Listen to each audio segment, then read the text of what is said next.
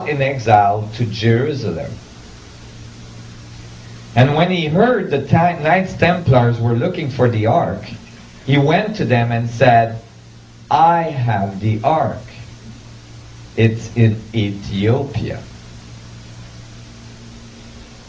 Now, how did that happen? There was a very well-known route along the Nile that went down the Nile through the Blue Nile into Lake Taos in Ethiopia.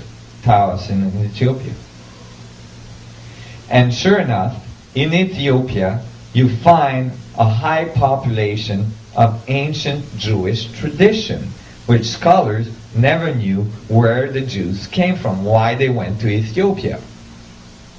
Most likely what happened is that the Essene temple became unstable, became dangerous. It became dangerous to leave the ark there.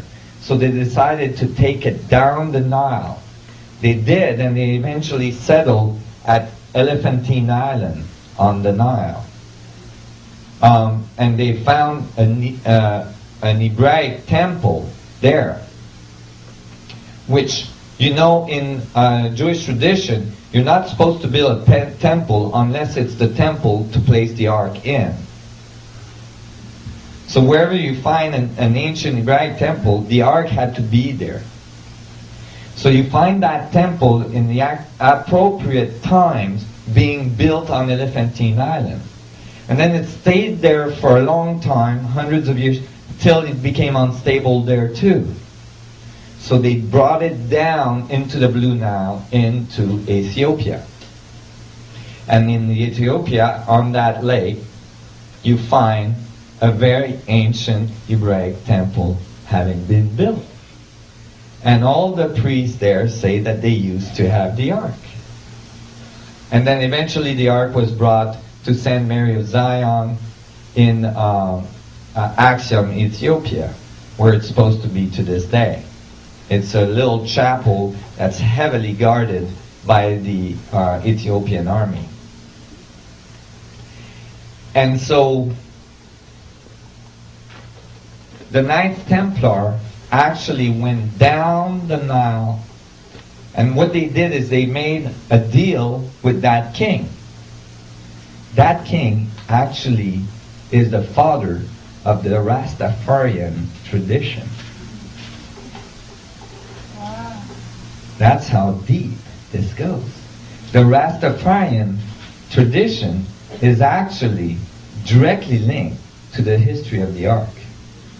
And if you talk to Rastafarians that are really scholarly involved, they will tell you that the ark is the center of their worship.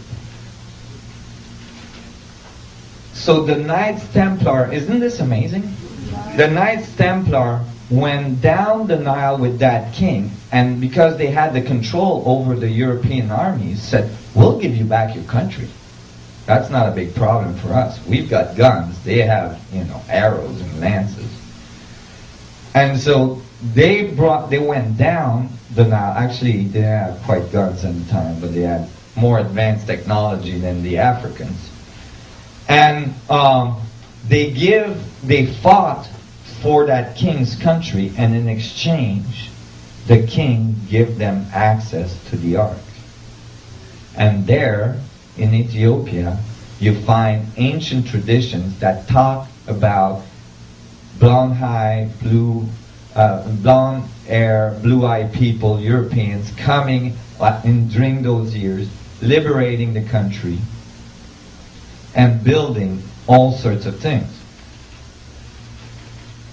Now, when you find these things they built, you know they didn't build this with conventional means. Because when you find the things they built in Ethiopia, you find that those are churches. One of them is a church that's a big Knights Templar cross type of structure that is not built, actually it's cut into the stone, like laser cut into the stone, and then it's cut inside it and then emptied out this huge chapel, right? Basically cut, like sculpted right out of the stone. Only one person has been able to interview the guardian of the ark today. One priest in Ethiopia is chosen to guard the ark, and he has to be pure of heart. And when he's chosen to guard the ark, he never leaves the chapel where the ark is. From that moment on, he stays there for the rest of his life.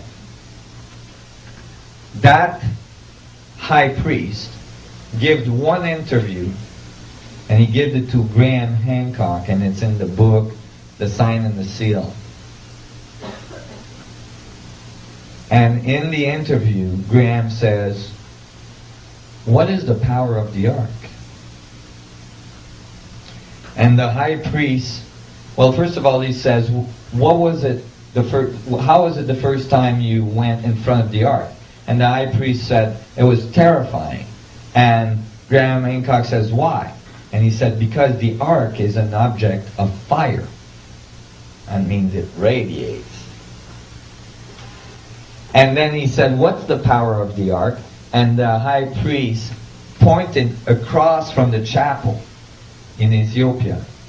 And across from that chapel in Ethiopia are huge pillars, some of them 500 tons pillars of granite that were erected, just like Egyptian obelisks. And he said, this was not done with the power of man. This was brought here with the power of the ark. So he actually says directly to Graham Hancock that the ark has gravitational capabilities. Go ahead. What do you think is... Interestingly, when they arrived in Europe, the first thing they did is that they built... You see, all of a sudden they became builders. You know, out of nowhere, all of a sudden, they could build amazing structures. The first thing they built was the first Gothic cathedral, Chartres, a huge cathedral in France.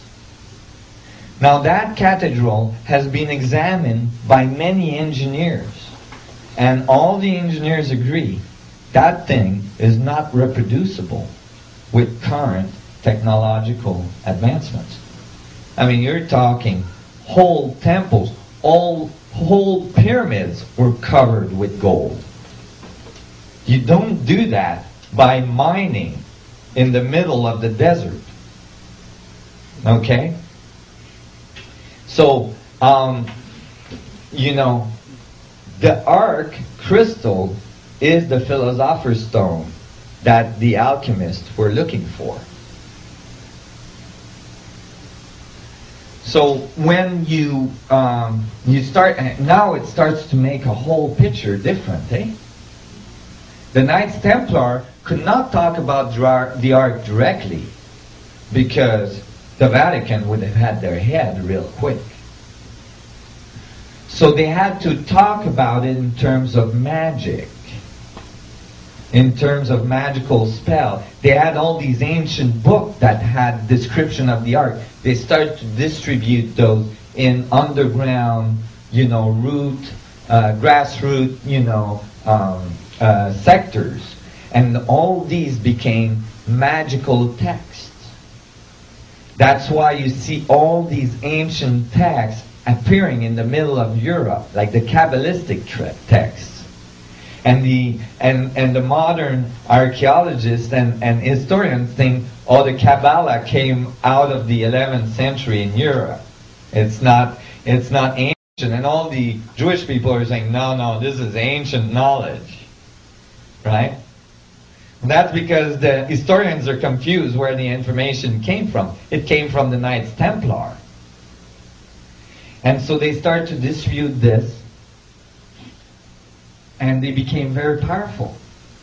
They became very rich. And the King of France started to freak out. The King of France was losing a lot of money. And the Pope was getting very, very worried that the Ark was going to become public knowledge. And that would not be good for the Vatican. So the King of France, and this is a historic meeting, the King of France, the Pope of the time, and an Ethiopian delegation got together at the Vatican. And they all talked about it, and they decided they needed the Knights Templars out of there. Now it's no longer the 11th century, we're talking 13th century, the year 1213. On a Friday the 13th, which gave Friday the 13th this bad reputation, the Knights Templars were declared illegal. The order of the Knights Templar was declared illegal by the Pope. And the Inquisition striked at some of the largest temples of the Knights Templar. Many of the temples actually were dedicated to the goddess, to the Black Madonna. And how things work was brought through the ages, through these two enterprises, the Freemasons and the Knights Templar. And that's why in both of these traditions you find and I did research this, they both say that their roots was the Knights Templar and that their knowledge comes from ancient Egypt. You see what I mean? And they both have the highest level of initiation at the 32nd level of initiation. 33rd being, a complementary initiation actually, because the 33rd is just when you get direct a house in both of them. But the higher level of initiation in both system is the 32nd level of initiation. So the two put together generate the 64. And in both systems, the highest level of initiation consists of, and I've asked to both, consists of stepping in front of a mock Ark of the Covenant and making vows. So they still have the concept of the Ark in there. Well, when the New World was discovered, guess who came? The Freemasons. The founders of the Constitution of this country was written by Freemasons.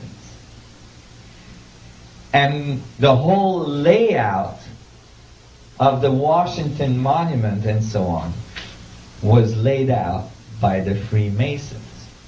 That's why you have a huge stellar in the middle, an Egyptian symbol. That's why the Pentagon is a pentagon. That's why the White House and all the area and all this generates a star tetrahedron. And that's why when you look at the $1 bill, you have a pyramid with an eye on it. And on the other side, if you have a $1 bill, check it out, you will see a star tetrahedron generated by 12 stars with a 13 in the middle. The vector equilibrium, the 12 vectors of the vector equilibrium generating the singularity, the 13 in the middle.